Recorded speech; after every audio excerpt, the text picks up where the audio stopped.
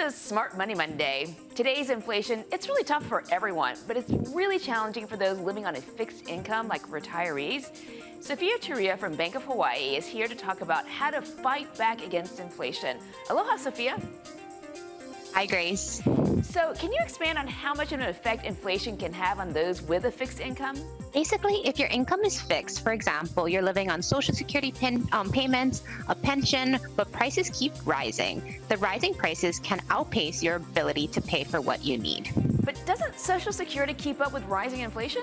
Yes, and that's the good news, Grace. By law, Social Security makes a cost of living adjustment. So in the beginning of 2022, Social Security payments increased by 5.9% just to adjust for inflation. But as we know, prices have gone up more than that. So what can retirees do?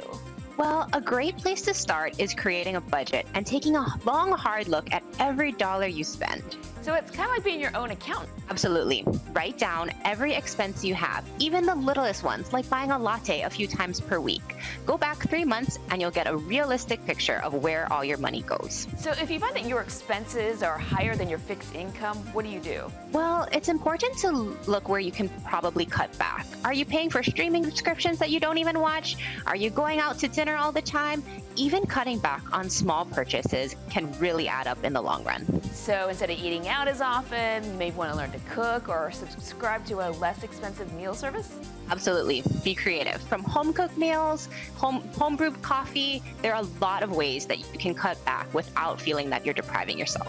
All right, what about for your retirement investment strategy? Well, that's a great point. If you have a pension, 401k plan, or an investment account, now is the time to make sure it's optimized and that you're diversifying with today's inflationary environment. What if even after creating a budget and cutting back, you still find that you're falling behind? Well, one approach is to do something to bring in more money. We live in a time of very high employment and the gig economy, so try supplement your income with a part-time job. How about looking for some kind of assistance? That's another great option. Whether it's food, healthcare, rent, energy, or income, there are federal and state programs available to help cover living expenses. The National Council of Aging has a free online tool that lists all the benefits that are available. So just because you're on a fixed income doesn't mean that you have no options. Exactly. Just because you're living on a fixed income, it does not mean that you're powerless against today's inflation. All right. Thank you, Sophia. Mahalo, Grace. And that's your Smart Money Monday.